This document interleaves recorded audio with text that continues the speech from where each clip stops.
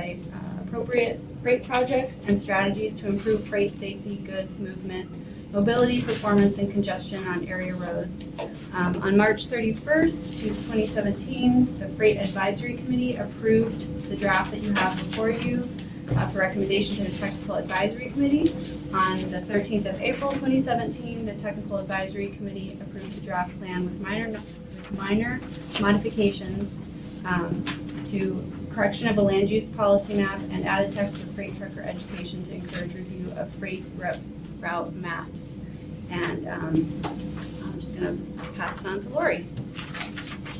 Thanks, Tony. Good afternoon, everyone. So, before you is the freight mobility study for the AMATS area.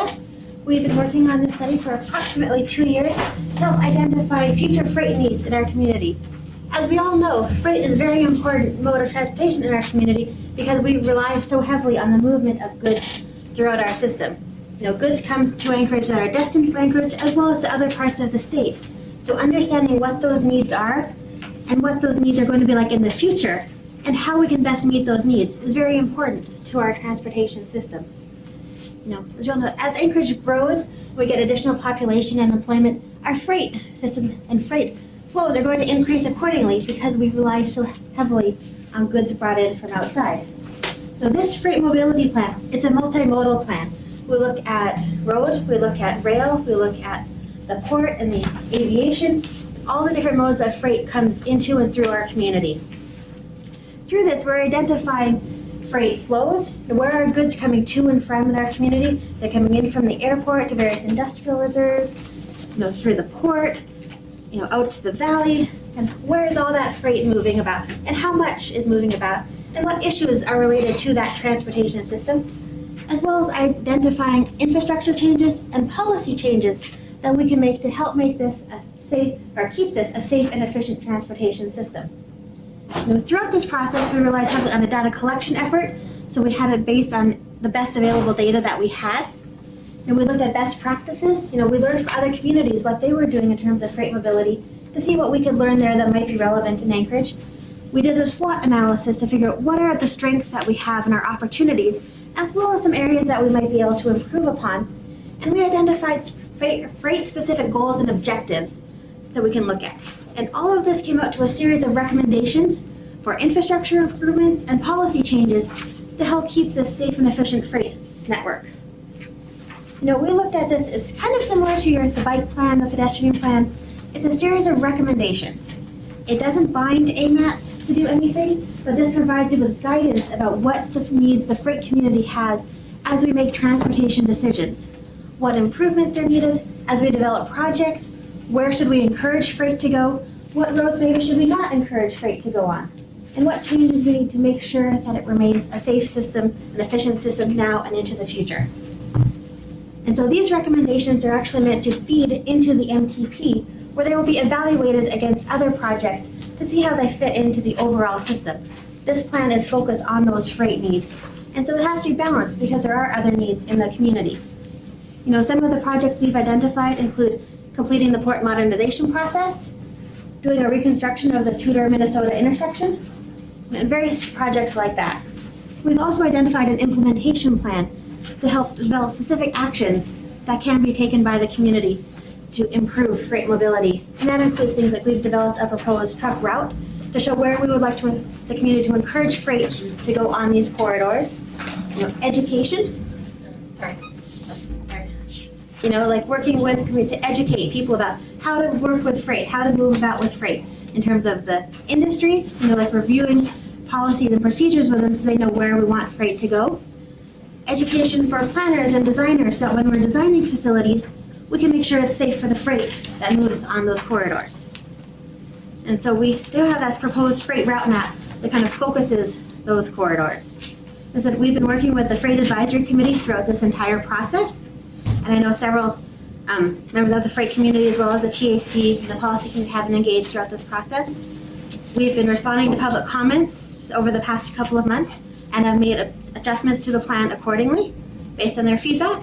We were approved at the technical committee last month, and now we come forward for your approval. So one question, the items that are highlighted, In what iteration did those come in? I'm sorry, can you, what's The one items that are highlight? highlighted?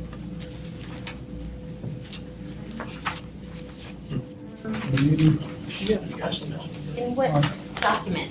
Oh,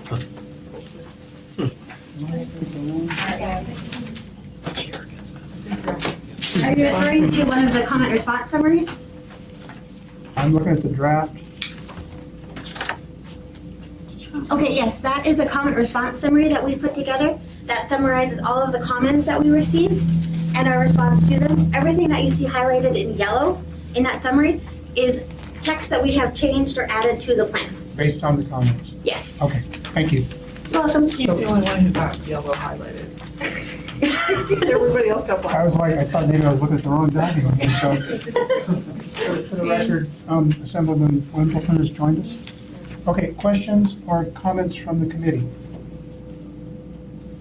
Yes, sir. I have a few. And just, I looked through this a few months ago and this seems better, though I didn't get a highlighted version. So, just a couple of things, and they're probably in there then and popped out again, but on page 21, you showed truck traffic, and there's a big number for DeArmond Road, which I'm very familiar with, and I go, I don't see trucks going up DeArmond Road. And the number for DeArmond kind of rivals Jewel Lake and DeBar and some of these other ones. And it just, can that be right? We've got that information from the ADOT traffic reports. So that is a question I would probably defer to DOT. Okay. So, and that's something we'd be happy to look into. Just seems like it would be way lower than Old Seward Highway. Okay. It's okay, but that's one. And then, figure 3, can I go on? I got about 6. Yes, sir, please. Okay. Figure 3 on page 29. And I was just curious on the row for vehicles. Is that like cars, shipping cars up? I'm sorry, you said figure 3? It's page 29, figure 5.3. Oh, 5.3. Yes, I do believe those are vehicles, not necessarily cars, but anything considered a vehicle. So potentially military vehicles as well as personal automobiles. Seems odd, doesn't it? Huge numbers and then 000. So I don't know, it's not a critical thing, it's just, why would that be? Is that the recession? No new cars, that's why it's worth it. There are cars going up.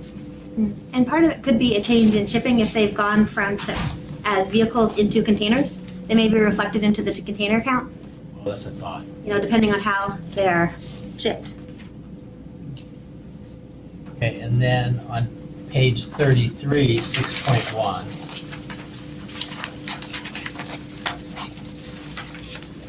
And this is, you probably have a vernacular that I just don't understand, but you have domestic imports and exports. But like, if you look in the import section, you could say we have 25,000 tons of imports from Alaska. How do you have an import from Alaska when we're here? And then exports, you've got exports to Alaska in that column. Is there, what does all this mean? That's figure 6-1. Well, the whole table. It's just, if you just, let's just take the imports section there in the middle. So it says by truck, we have 13,000 tons of imports to Alaska. So if we're in Alaska, do we import to Alaska?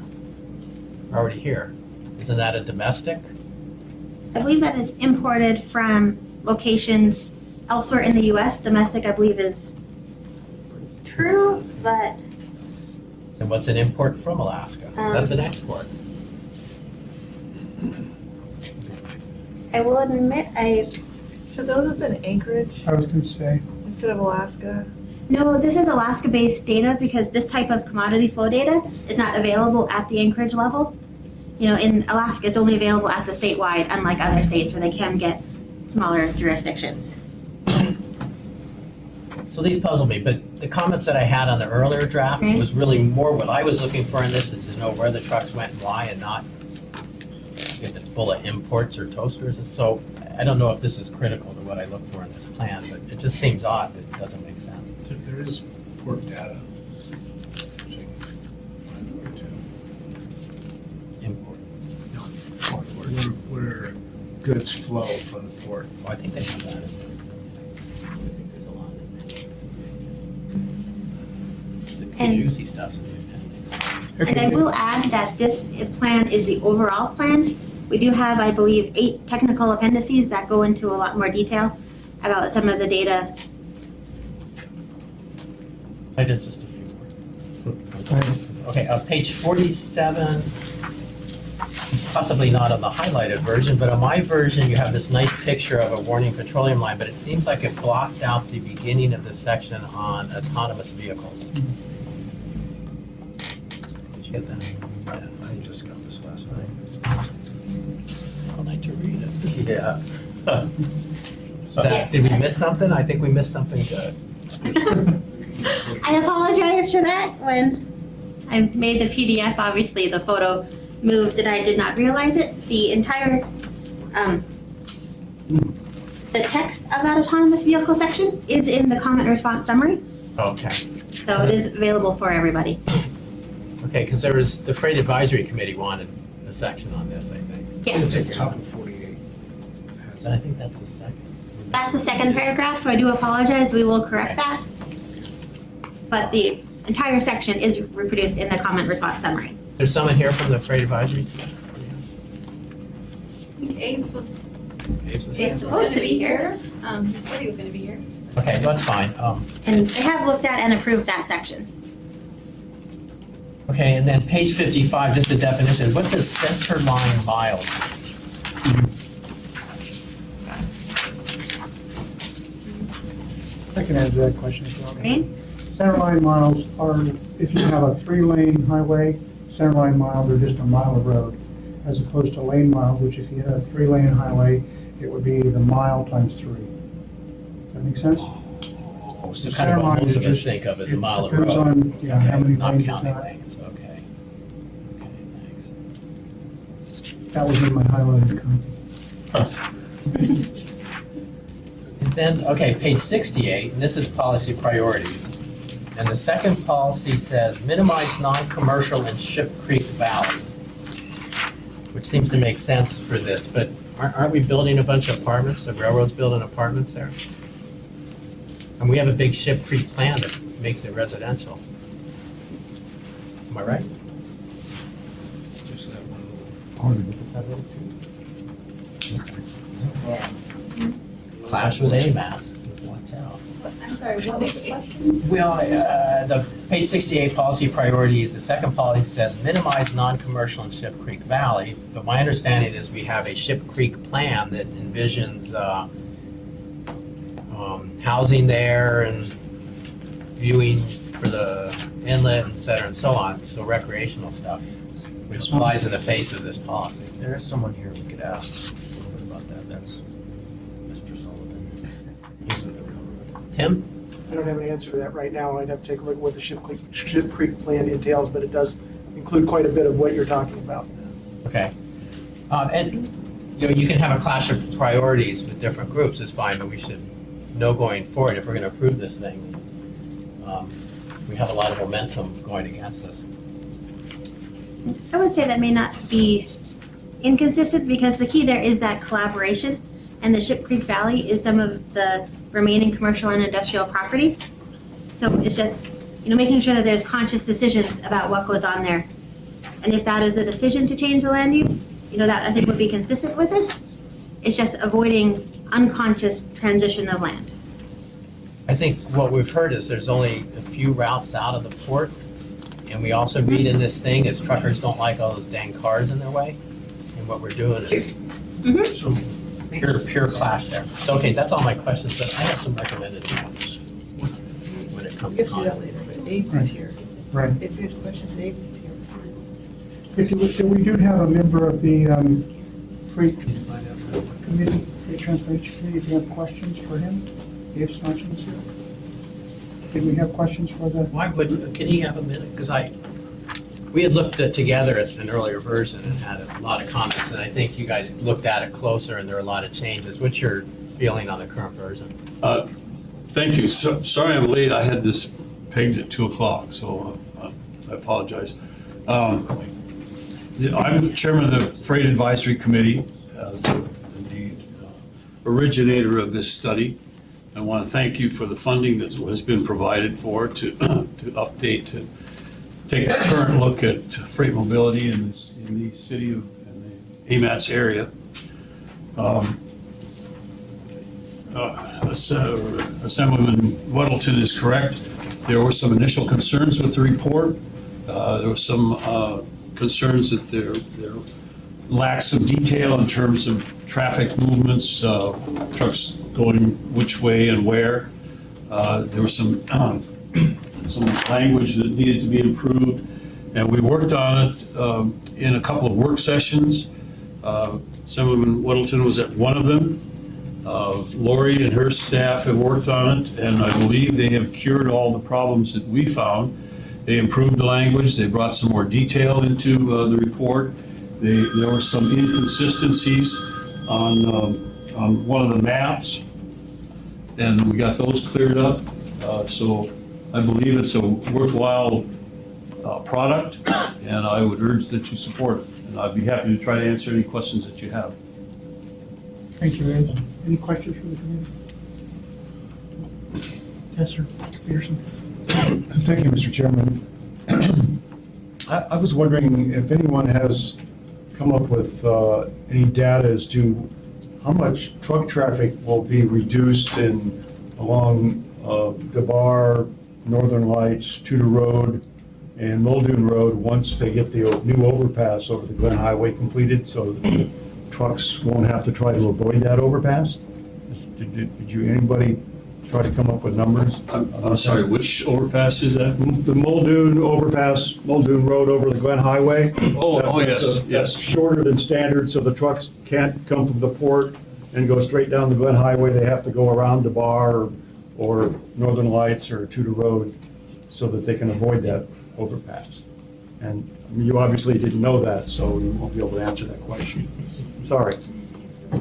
Well, to answer your question, we did not look at that. Okay, any other questions from the committee?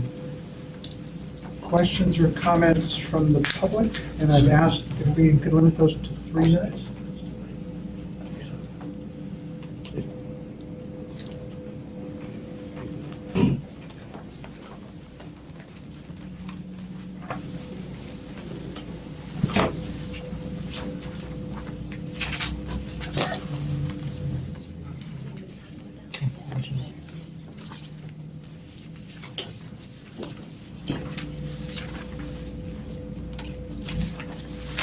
Chair, members of the Policy Committee, my name is Kathy Gleason. I'm currently serving as acting president of Turnagain Community Council, and our council submitted a resolution on to address truck traffic on West Northern Lights, which has been a problem for quite some time, ever since North Air Park got developed in the early 1990s. So I hope you've had a chance to take a look at our resolution. The impacts that we have, because we're located so close to the airport, is cumulative. And so I would hope that you keep that in mind whenever we kind of complain or have a request that goes contrary to proposals, because we're just trying to look out for long-term health and well-being and quality of life in Turnagain. Currently, a lot of the delivery freight trucks, UPS, FedEx, et cetera, use West Northern Lights. They go postmarked to West Northern Lights all the way down through to Minnesota. First of all, we're not sure that's really very efficient for the truck drivers, because there are 7 traffic lights between Postmark Drive and Minnesota. And it's likely they get stopped at multiple times when they're traveling that stretch of road. So efficiency doesn't even seem to be in play there, but they use that stretch anyway. So we're asking that a couple of things. I mean, our overall is we oppose that kind of truck traffic through Northern Lights, through the Turnagain neighborhood.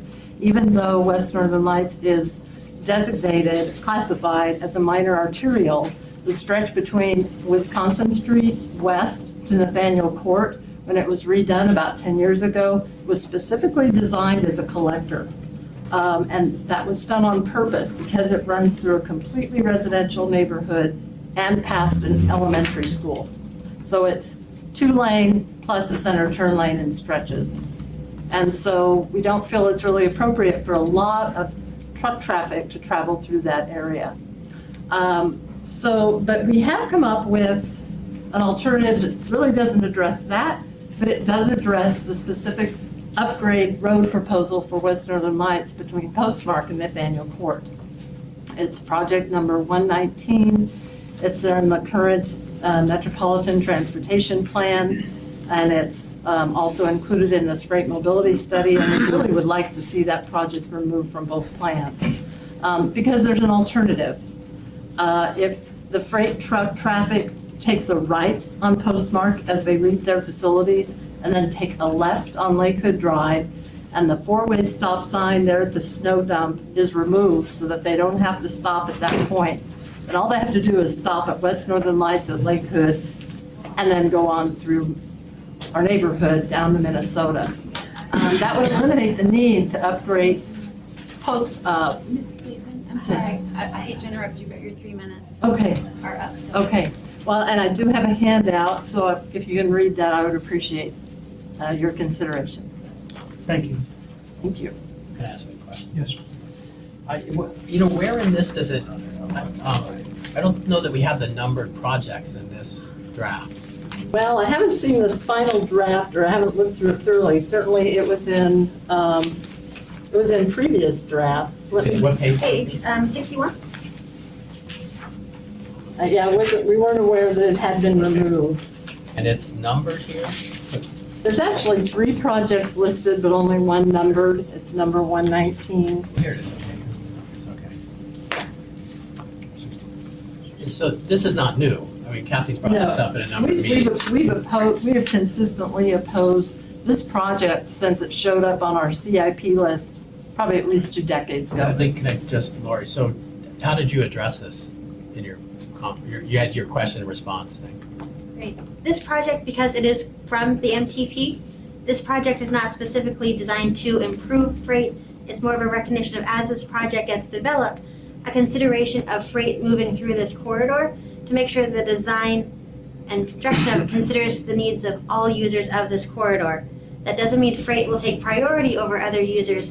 It's just a recognition to make sure it remains safe and efficient for everyone. And so we thought it would be better to address that project as part of the MTP, and that can decide if that project needs to go forward. And the MTP update has just begun, so we thought that would be good timing to evaluate it there. And as part of the looking at an alternative access, we did not specifically recommend the alternative access that the Turnigan Community Council has suggested, because we are recommending a planning project to look at ways to improve access to the North Air Park. And we thought that outcome of that study should look at potential routes as opposed to us specifying one at this time. Question. Yes. So it would be, this is not a time to say remove a project. I guess I have- Rule. I guess I have a question about this. My understanding of this is a planning document. This is not we're doing projects A, B, C, and D, and we're not doing projects M and O. Is that correct? If I could, so, it's following up on that, because I read these, so when I was reading this draft, I was looking for wording that might emphasize using Northern Lights as a freight route, and I didn't really see that in here. So my sense here is that the document at the planning level is not making that Northern Lights route the primary freight route out of the airport. So I didn't, is that Abe? Mr. Chairman, if I may address that, we talked about this very thing in our meetings on several different occasions, and it's never our intention to improve this to a truck, tractor, semi-trailer route. Currently, the only trucks that are coming out of the airport that are using that route are the step vans that are delivering packages. All the semis, the fuel tankers that come into and out of the airport go around the other way. They come in on International Airport Road. So there was never any attempt here to improve, as Lori has said, to provide for greater truck access. All we were interested in is to be sure that as the project was developed, that we address some of the safety concerns to minimize the potential conflicts between our trucks, the step vans, and pedestrians and other users of that area. So, and Chairman Kemp, you're absolutely right. In our view, it's a planning document. It's not a project step by step. Before that project ever gets ground broken on it, there are going to be plenty of opportunity for input from Ms. Gleason and others, and as well as ourselves, and decisions will be made at that time. Thank you. Any other questions or comments from the public? Okay. What is the will of the committee? Move to approve the freight mobility study. Let's second that, and I have some proposed amendments. Right, now we have to do that. Okay, so we have a moved and second. Any objections? No, can't do that yet. Okay, so we have, Can I hand out some amendments? It's open for Pretty discussion simple. now. 100.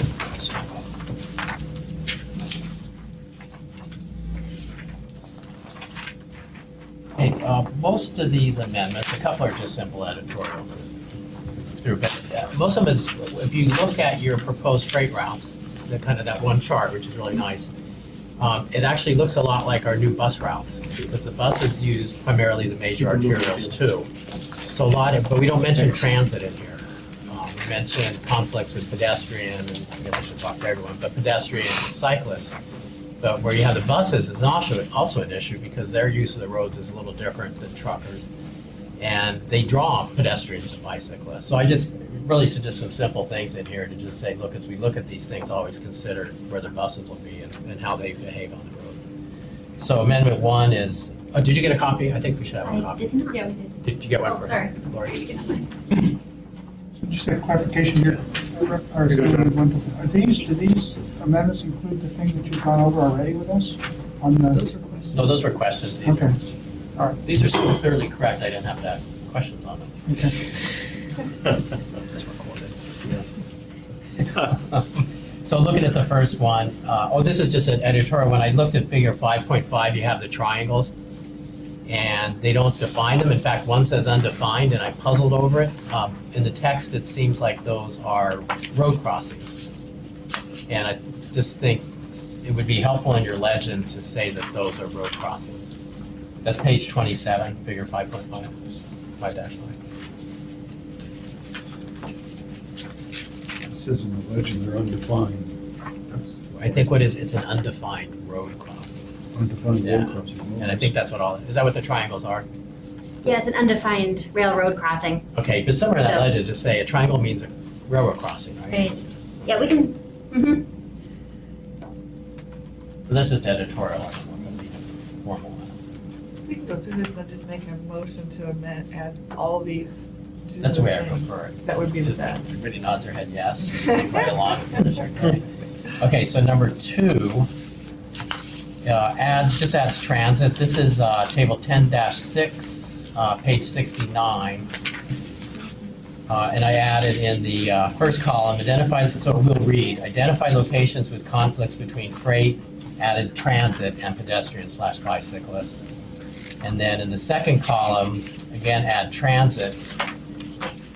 And then add, as far as solutions and ways to accommodate them, is add maintenance. And we've heard all winter that the sidewalks aren't plowed.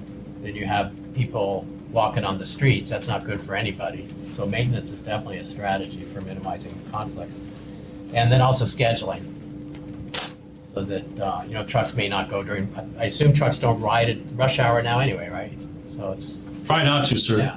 So this is things that are generally done. Amendment 3, page 75 in the third paragraph, added a sentence that just kind of outlines the rationale actually for these other points, and that would read, like trucking, the Anchorage transit system uses primarily major arterials attracting pedestrians and cyclists to bus stops.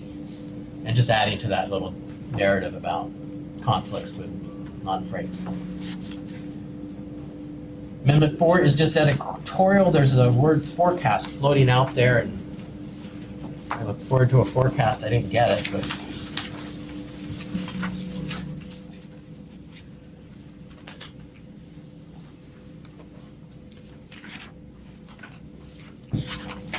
and then on table 9-1, page 54, I just added the word transit. So it's a minimize conflicts between freight, transit, and passenger vehicles and non-motorized travelers.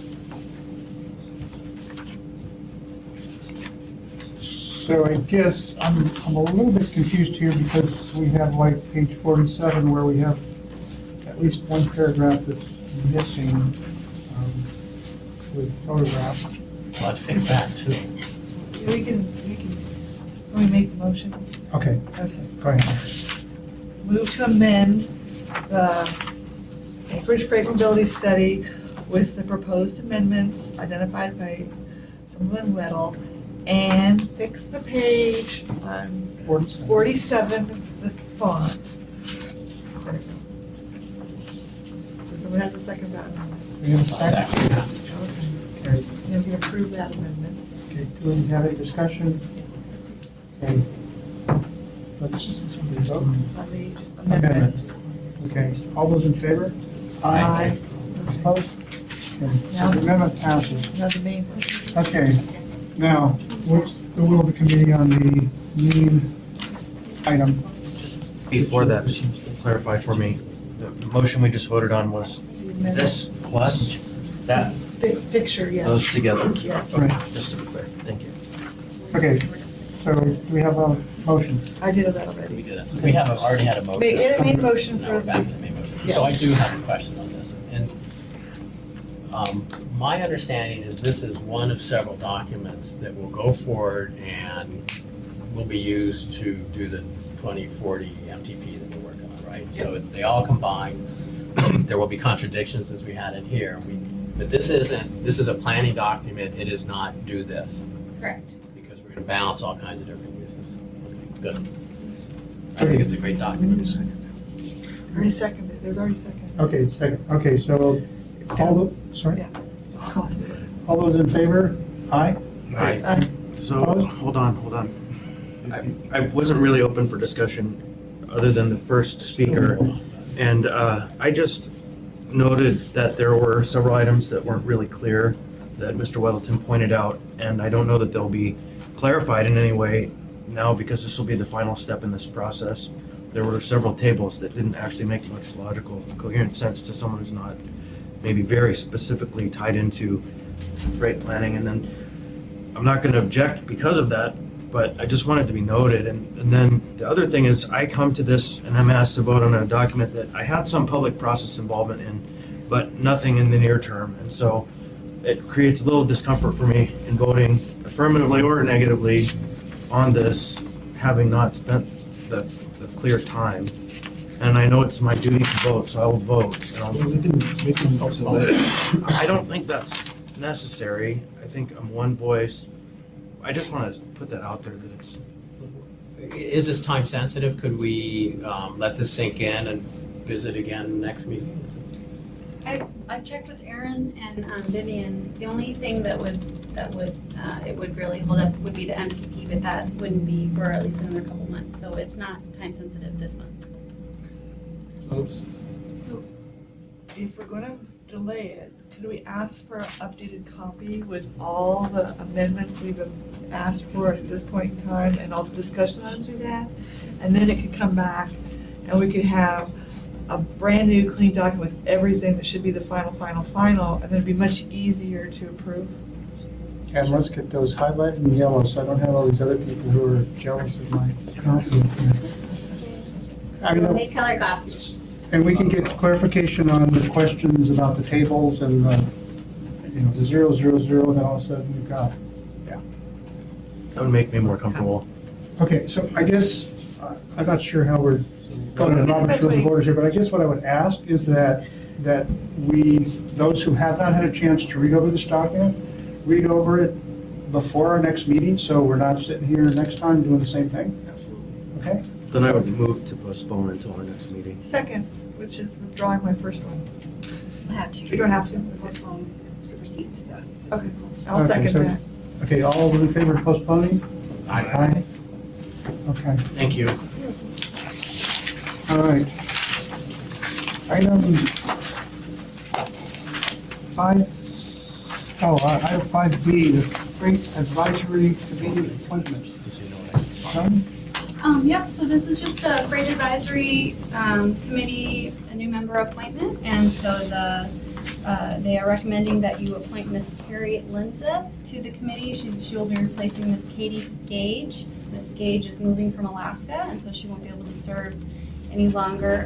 Miss Linza has already served on the freight advisory committee from 2012 through 2015. And she is currently with the Ted Stevens Anchorage International Airport, serving as a planning manager.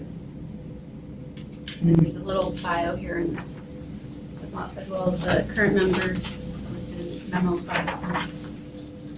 Questions, comments from the committee? I guess we say thank you. Any questions or comments from the public? Okay. What's the role of the committee?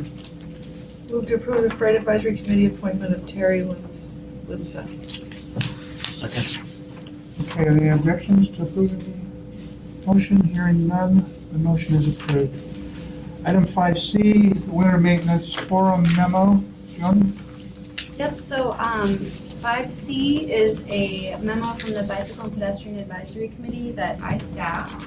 And the memo was actually began several months ago when we were having the really heavy snows, and we did have a couple pedestrian fatalities. The committee was very concerned about maintenance, and so what was decided on was that we would put forward a memo to allow AMATS to hold an interagency forum to discuss maintenance and how we can improve upon maintenance operations, especially in light of budget cuts and continuing budget cuts for the state and the city. So it's just a forum, and we will be looking at how other cities develop partnerships to make their maintenance easier, and how they fund that, and how we can include funding and maintenance in some of our plans and program improvements. So if you approve, then we'll probably schedule a forum for next month. I think. May, yeah. Thank you. Questions or comments from the committee? You know, it seems like a good idea to me. Is that something that we do? The same acting committee? Sorry? Is that something the AMATS committie does? and directs this kind of- Sorry, I should have explained. So the forum would be actually interagency. We would have members from the whole community, DOT, MOA Transit, People Mover, or Parks and Rec. So it would be open to, and VPAC members would be able to come, so it wouldn't be specific to this committee. But we're being asked because like, we'll provide the funding for the cookies or? Exactly, yeah. So that's the- okay. Yes. Asking for your blessing. It's using AMATS staff time, AMATS fund. Oh, I'd support it. I think it's a great topic. And my question would be, is there a function in there for the kind of advocacy groups to be participating, or is it policy and? No, it's Technical. absolutely going to be open to advocacy groups, and so Bike Anchorage, for sure. Yeah, All those guys. yeah, absolutely. Any other questions from the committee? Any questions or comments from the public? Okay, what's the role of the committee? Move to approve. Second? Okay, it was moved and seconded. Are there any objections? Okay, hearing none. Motion is approved. Any other action items?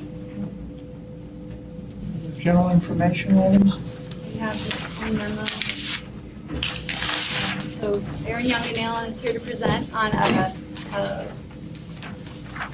very recent memo dealing with MPO coordination.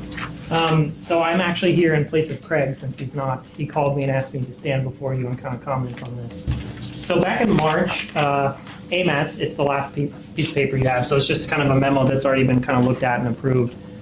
AMATS along with FMATS kind of put together a memo to send to Representative Don Young commenting on the planning final rule that had to deal with consolidations of NPOs when their borders touch or their borders overlap. So part of the requirement is that you have borders of multiple NPOs touching or overlapping, you either have to consolidate or you have to start developing plans like a single MTP for everyone or a single tip for everyone. There was some concern about that because, for example, if the Matsu Borough were to become an MPO at the next census and our boundaries touch, we would have to look at what to do with that. And that would either be consolidation or single documents between the two entities. And recognizing that there is very different politics between the two groups, this letter was kind of sent forward saying, hey, did you really think this through? Is this a good idea? And there's multiple other MPOs in the country that kind of have the same concerns because there's some that are, 4 MPOs in one area. What is it going to be like for them? So Craig just wanted me to relay to you that the House and the Senate just passed a repeal of this final rule. And so it's going before the president for his signature whenever that happens. So I just want to kind of give you guys a quick update. So I have a question on this, Yes. since I signed this. I just want to make sure, this was brought to me and I was told this is good to go, but I guess my question is, how does the committee come into this as far as approval, something like this going out from the chairman? So in this case, because it was kind of a last minute thing, there was an email that was actually sent out to all the committee members that was showing the document and asking for approval of this. And they received a majority of I think everyone responded saying yay at the time because there was different members. And they said yes. So based on that, I brought it forward to you for signature to send it to FMATS. This version is not FMATS signed because I don't have the final when they signed it. This was what we had and sent to FMATS. So I haven't got that from Craig yet. So I just want to make sure everybody understood how I didn't just dream this up and sign it, so, okay. Any questions at all from the committee or the public on this one? Thanks, Aaron. thank you. Okay, I believe the floor is now open for any other comments from the public? A quick comment. I thought it'd be good to maybe update the committee on what the status is of our negotiations with the railroad on 53L7 funds. We put a very reasonable offer in front of the railroad, and I would suspect that the next step I'll take is either to go directly to the railroad board and to the governor's office to see if we can just bring this matter to resolution.